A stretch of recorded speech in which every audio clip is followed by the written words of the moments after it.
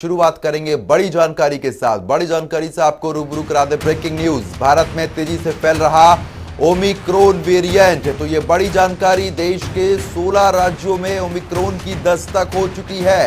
अब तक देश में कुल 300 पार ओमिक्रॉन के मरीज यहां पर देखे गए हैं। महाराष्ट्र में सबसे ज्यादा मरीज देखे गए। राजधानी दिल्ली में 50 के पार ये आंकड़ा पहुंच गया है। तो ये बड़ी जानकारी आपके टीवी स्क्रीन पर, जहां पर ओमिक्रॉन को लेकर एक बार फिर से दहशत का माहौल यहां पर बना हुआ है, जिसके चलते परेशानी कम होने का नाम नहीं ले रही है। तो ये बड़ी जानकारी आप तक पहुंचा रहे हैं, जहां पर ओमिक्रॉन के मरीजों में लगातार इजाफा हो रहा है। 50 के पार दिल्ली में संख्या पहुंच गई, तो वहीं तेलंगाना में 38 ओमिक्रॉन के मरीज हो गए हैं। ओडिशा की अगर बात करते हैं तो 4 मरीज अभी और मिले हैं।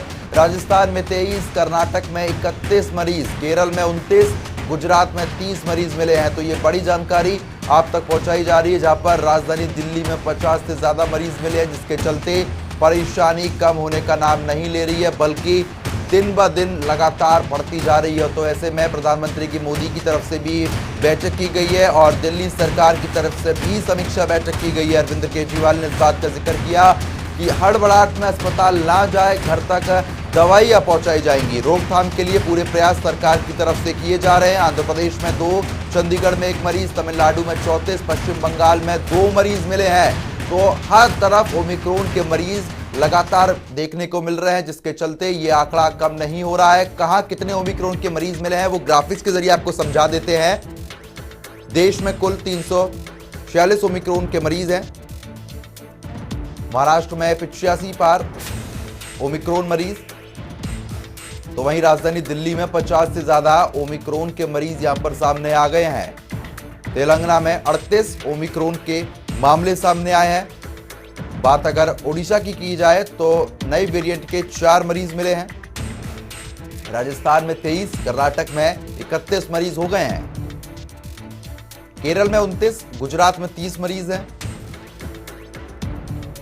यूपी में 2 ओमिक्रॉन वेरिएंट के मरीज हैं। तो फिलहाल यूपी में अभी 2 ही ओमिक्रॉन के मरीज मिले हैं। आंध्र प्रदेश में 2, चंडीगढ़ में 1 मरीज है। तमिलनाडु में 34, पश्चिम बंगाल में 2 मरीज मिले हैं। तो बल्लभगढ़ से हमारे संवाददाता अमित चौधरी हमारे साथ लाइव जुड़ गए हैं इस खबर पर ज्यादा अपडेट देने के लिए। अमित, जिस तरीके से अब ओमिक्रॉन की जो दहशत है वो लगातार बढ़ रही है और साथ ही साथ आंकड़े भी बढ़ रहे हैं, तो बल्लभगढ़ की स्थिति अभी क्या बनी हुई है? हाँ जी, देखिए जिस तरीके से कल दवे पावी से ही कल फरीदाबाद शहर में कोरोना के नए वेरिएंट ओमिक्रॉन ने दस्तक दे दी है। ओमिक्रॉन का पहला मामला यहाँ सामने आया है। ओमिक्रॉन से संक्रमण पाई गई है। 24 वर्षीय युवती कनाडा में रहकर पढ़ाई करती है और 13 दिसंबर को ही यह भारत लौटी है। उस समय दिल्ली एयरपोर्ट पर RT-PCR के जांच के लिए इसका सैंपल लिया गया था और युवती को 1 सप्ताह के लिए होम आइसोलेशन में रहने के निर्देश दिए गए थे।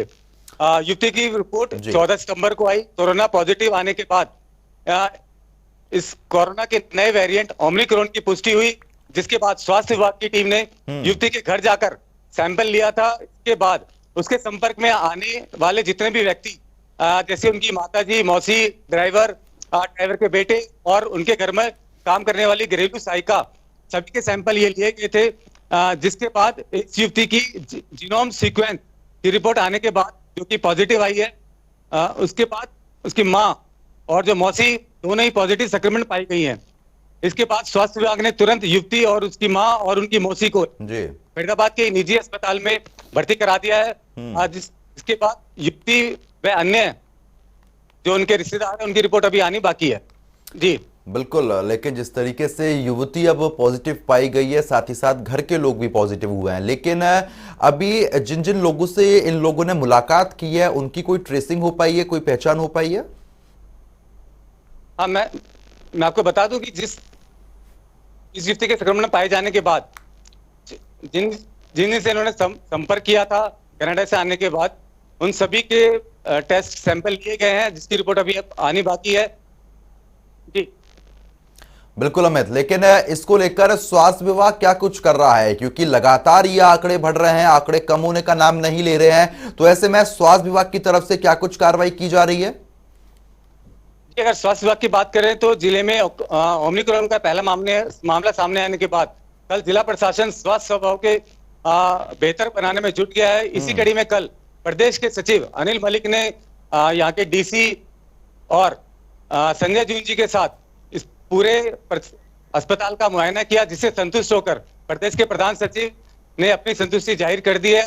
मैं आपको बता दूं, कोरोना की दूसरी लहर के दौरान के फरीदाबाद के ईएसआई अस्पताल में ऑक्सीजन प्लांट था, लेकिन अब यहाँ पर शासन के द्वारा आने वाली तीसरी लहर के मद्देनजर 10 सरकारी स्वास्थ्य संस्थाओं व 14 निजी अस्पतालों में ऑक्सीजन के प्लांट स्थापित कर दिए गए हैं।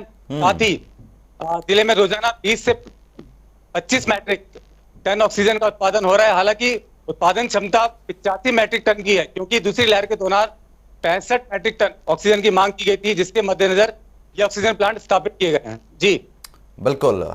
और इस बीच करनाल से हमारे संवाददाता कमल हमारे साथ जुड़ गए हैं। कमल, जिस तरीके से अब आंकड़े लगातार बढ़ रहे हैं, ऐसे में अभी करनाल की स्थिति क्या कुछ बनी हुई है?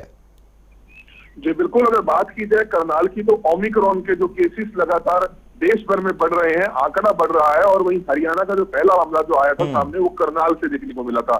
पुर्तगाल से आया व्यक्ति था जो पहले कोविड पॉजिटिव आता है। हालांकि जब उसके सैंपल भेजे जाते हैं दिल्ली जांच के लिए, तो उसकी परसों ही रिपोर्ट जो है ओमिक्रॉन आई थी। हालांकि उनके बेटे के और परिवार के अन्य सदस्यों के जो सैंपल है वो भी भेजे गए हैं, जिनकी उम्मीद है कि आज रिपोर्ट आ सकती है। हालांकि अब क्या कुछ केसेस रहते हैं इस बारे में भी कुछ नहीं कहा जा सकता, लेकिन प्रशासन और स्वास्थ्य विभाग पूरी तरह से गंभीर जरूर नजर आ रहा है। कल मुख्यमंत्री हरियाणा मनोहर लाल खट्टर भी करनाल में पहुंचे थे। उनसे मैं सवाल पूछा था कि किस तरह से हरियाणा सरकार इसको लेकर तैयार है, तो उन्होंने भी खासतौर पर एक लोगों से यह भी अपील जरूर की थी कि जो विदेश से आए लोग हैं वो अपनी पहचान ना छुपाए, क्योंकि अभी भी ऐसे बहुत से लोग होते हैं जो विदेश से आने के बाद अपनी पहचान छुपाते हैं। उनको सबसे पहले आकर अपने परिवार के संपर्क में नहीं आना है, उनको खुद क्वारंटाइन होना है, ताकि परिवार के अन्य सदस्यों को वह इंफेक्ट ना कर पाए। जी बिल्कुल कमल, क्योंकि जिस तरीके से आंकड़े बढ़ रहे हैं तो ऐसे में रोकथाम बहुत जरूरी है। लेकिन बात अगर की जाए अनिल विज की, उन्होंने इस बात का जिक्र किया कि 1 तारीख के बाद अगर वैक्सीन की दोनों डोज नहीं लगी होंगी तो कहीं भी सार्वजनिक जगह पर परमिशन नहीं दी जाएगी जाने की। तो इसको लेकर अभी क्या कुछ देखने को मिल रहा है? वैक्सीनेशन सेंटर पर लोगों की भीड़ ज्यादा हुई है या अभी नहीं हुई? जी बिल्कुल, निश्चित तौर पर हालांकि कुछ इसका असर जरूर देखने को मिल रहा है, लेकिन जिस तरह से प्रदेश के स्वास्थ्य मंत्री अनिल विज ने भी अब ये कह दिया है कि सख्ती अब दिखाई जाएगी, यानी कि कोई भी जो सरकारी अंदर दफ्तर है या कहीं भी कोई जहाँ गैदरिंग ज्यादा होनी है, अगर किसी को वैक्सीन नहीं लगी है तो ऐसे व्यक्ति को वहां पर नहीं एंटर होने दिया जाएगा। तो कहीं ना कहीं अब सरकारें आने वाले समय में सख्ती जरूर बढ़ सकती है, क्योंकि काफी लोग ऐसे हैं जिन्होंने पहली वैक्सीन तो लगवा ली, लेकिन दूसरी वैक्सीन के आते आते वो कहीं ना कहीं लापरवाही जरूर बढ़ती है। इसलिए दूसरी वैक्सीन ज्यादा से ज्यादा लोग लगवाएं, इसको लेकर सरकार कहीं ना कहीं जरूर नजर आ रही है। बिल्कुल। और अमित, जिस तरीके से अब नया साल और क्रिसमस बिल्कुल नजदीक आ गया है, तो ऐसे में जश्न देखा जाता है, लेकिन सरकार पूरा प्रयास कर रही है कि कहीं भी इस तरीके के जश्न ना मनाए जाए जिससे रोकथाम लगाई जा सके। इसको लेकर प्रशासन क्या कुछ कार्रवाई कर रहा है? सार्वजनिक जगहों पर प्रशासन की क्या कुछ तैयारी देखने को मिल रही है? जी, अगर 1 तारीख आने वाली 1 तारीख के मद्देनजर अगर बात करें, जिस तरीके से अनिल विज जी के जो आदेश ही आए हैं उसको लेकर कल यहाँ पूरे दिन भर लगातार चालान काटे गए हैं। मास्क को लेकर गंभीरता बढ़ती गई है और सोशल डिस्टेंस का पालन करने के लिए लगातार जागरूक किया जा रहा है। तो कहीं ना कहीं आने वाली 1 तारीख को तक पहुंचते पहुंचते सख्ती देखने को मिलेगी। जी बिल्कुल अमित, बहुत बहुत शुक्रिया। और कमल, आपका भी बहुत बहुत शुक्रिया हमारे साथ जुड़ने के लिए।